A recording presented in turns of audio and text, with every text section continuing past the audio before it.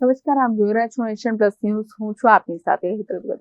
RNB વિભાગ દ્વારા ડભોઈના તીર્થક્ષેત્ર ચાંદોદની ગ્રામ પંચાયત કચેરી પાસે મુખ્ય માર્ગ પર લગાવેલી રેલિંગ બની જોખમી બની છે. આરએનબી વિભાગ દ્વારા ડભોઈના તીર્થક્ષેત્ર ચાંદોદની ગ્રામ પંચાયત કચેરી પાસે મુખ્ય માર્ગ પર લગાવેલી રેલિંગ જોખમી બની છે. બારદારી વાહનોના પ્રવેશબંધી માટે તંત્ર દ્વારા લોખંડની રેલિંગ લગાવવામાં આવી છે. ચાંદોદ નગરમાં પ્રવેશવાના મુખ્ય માર્ગ પર બીએન હાઈસ્કૂલ પાસેનું ગાયકવાડી સમયનું નાડું જર્જરિત હોવાનો રિપોર્ટ જાહેર કર્યો છે. તો જે બાદ છેલ્લા 1 માસ ઉપરાંતના સમયથી રેલિંગ લગાવી બારદારી વાહનોની અવરજવર બંધ કરાય છે. પરંતુ લોખંડની રેલિંગ જરૂર કરતા વધી નીચી હોવાથી વાહનો ભટકાવાના બનાવો બને છે, જેમાં પરિણામે રેલિંગ મધ્યમાંથી વળીને વધુ પડતી નમી જતા અકસ્માત સર્જાઈ રહ્યા છે.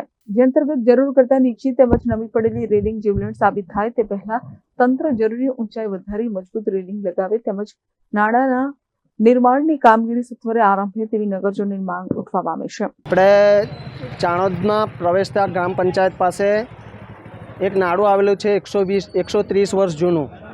જર્જરિત હોવાને લીધે સરકારે અહીંયા છેલ્લા મહિનાથી રેલિંગ મારેલી છે લોખંડની, જેના લીધે થોડી નીચી છે અને 2-3 વાર અકસ્માત થયા છે. અજાણ્યા વાહનો દ્વારા ટક્કર વાગી છે, એના લીધે એ પણ નુકસાન થયેલું છે અને વળી ગયેલું ને નીચું પણ નમી ગયેલું છે અને એની જે હાઇટ હોવી જોઈએ એના કરતાં થોડું નીચું છે.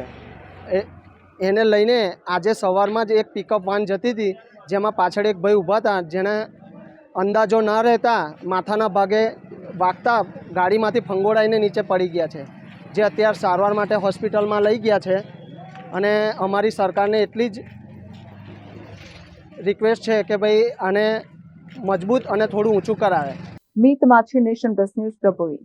સમાચારોનો સતત અપડેટ મેળવવા માટે અમારી નેશન પ્લસ ન્યૂઝની યુટ્યુબ ચેનલને સબસ્ક્રાઇબ કરો, બેલ આઇકન દબાવો અને જોડાયેલા રહો ફેસબુક, ઇન્સ્ટાગ્રામ અને ટ્વિટર પર.